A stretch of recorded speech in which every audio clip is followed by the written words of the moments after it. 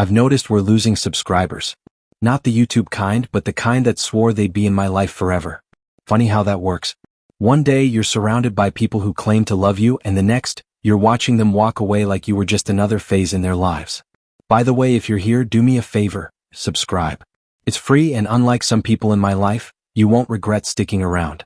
I walked out of the wedding after being humiliated by the groom's best friend with a cruel prank in front of all the guests. Hey Redditors, this is a furious venting session, a scream for help. But don't worry, I'm feeling better now. It's just the feminine wrath coursing through me at the moment. I'll get straight to the point and provide an unbiased perspective. Yes, I left my groom at the altar 8 months ago. I know how that sounds. But before you pass judgment, hear me out. People always sympathize with the one who gets dumped, assuming the one who walks away must be heartless. But that's not true. Those who end relationships often carry a burden that no one acknowledges. It takes immense courage to leave behind something that is slowly destroying you. Now, let me clarify, I'm not excusing toxic individuals who carelessly hurt their partners. But some people simply drain the happiness from your soul until misery becomes your norm. And that misery can manifest in different ways. Some men are emotionally unavailable, some prioritize everything but their partners, some lack the backbone to stand up for their spouse, and others are outright cruel, ridiculing, gaslighting, and belittling any success their partner achieves. My ex. He was all of the above. And his best friend? Even worse. For years, these two men made my life unbearable, and I naively convinced myself that this was just how relationships worked. Now, after cutting them out of my life, the peace I've found is indescribable. But, of course, peace was never something they intended to let me keep. They have returned, bringing their chaos with them. To understand this fully, let me take you back to my college days. Yes, I admit it, I was foolish enough to date this man for 4 years. But the real mistake? Saying yes to his proposal and agreeing to marry him. My ex and his best friend had been inseparable since kindergarten, practically twins in their sexist, egotistical, insecure, and overconfident nature. At first things weren't so bad.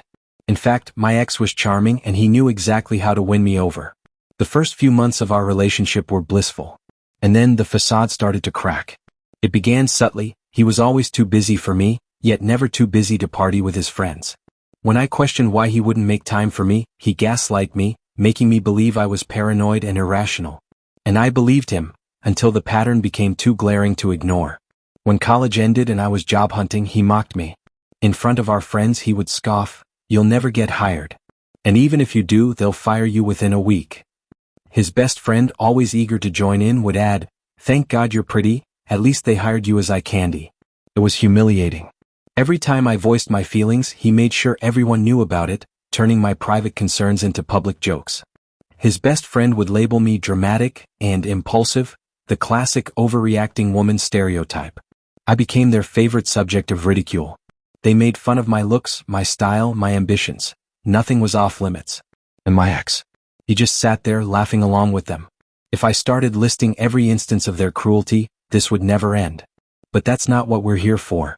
Let's fast forward. When wedding planning began, guess who took charge of all the decisions? His best friend. And I was the bride. I was supposed to have my dream wedding, but no matter what I wanted, we only went with what his best friend chose.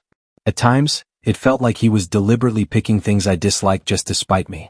For example, I hate orange-flavored anything, yet he insisted on it for my wedding cake. My ex just went along with it, forcing me to follow suit. Even my wedding gown wasn't my choice. My dream dress was deemed too garish by his best friend, the self-proclaimed perfectionist. The pressure mounted, but I persevered, holding on to the faint hope that somehow things would be okay. But then, on my wedding day, something absolutely terrible happened. As I reflect now, I'm almost grateful it did. It was the catalyst for the end.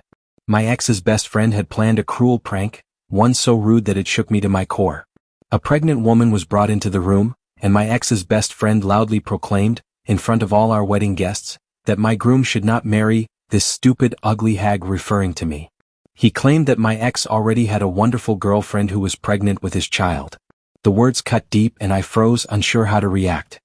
His laughter echoed in my ears as he turned to my groom, mocking him, asking if he really wanted to live with this stupidity for the rest of his life. I stood there, unable to speak or cry, as the insults piled on for what felt like an eternity, at least 30 minutes of pure humiliation.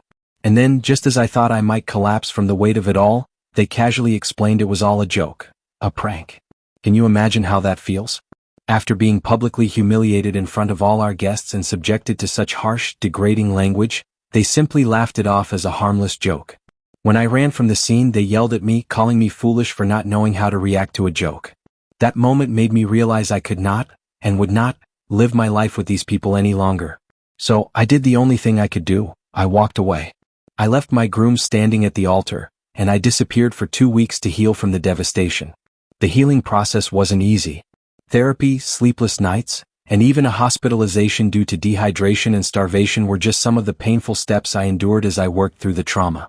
But I healed. I wasn't completely okay, but I was slowly putting the pieces of my life back together. Meanwhile, my ex's best friend had decided he wasn't going to let this go. Despite ruining my wedding, he relentlessly tried to fix things.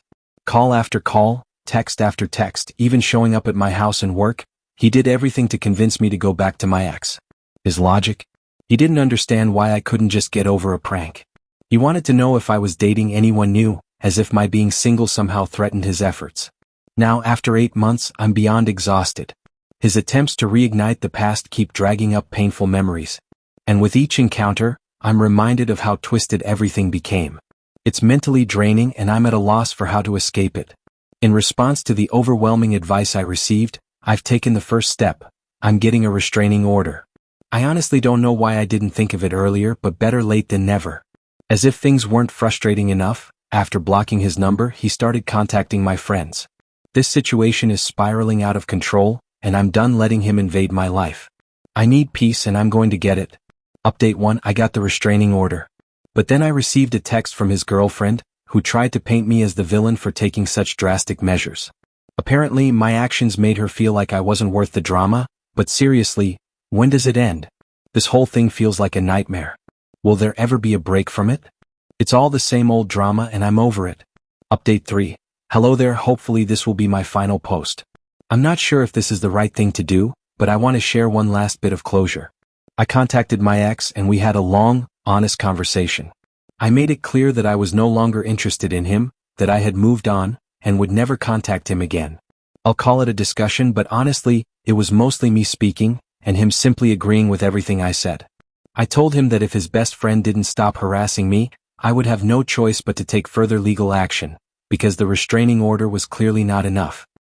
He assured me that I wouldn't be bothered again and that he would speak with his friend. It's been a week and I haven't heard from either of them. And I sincerely hope it stays that way because I am so done with all of this. I don't trust either of them and I know I deserve better. Coming here to vent has been incredibly helpful.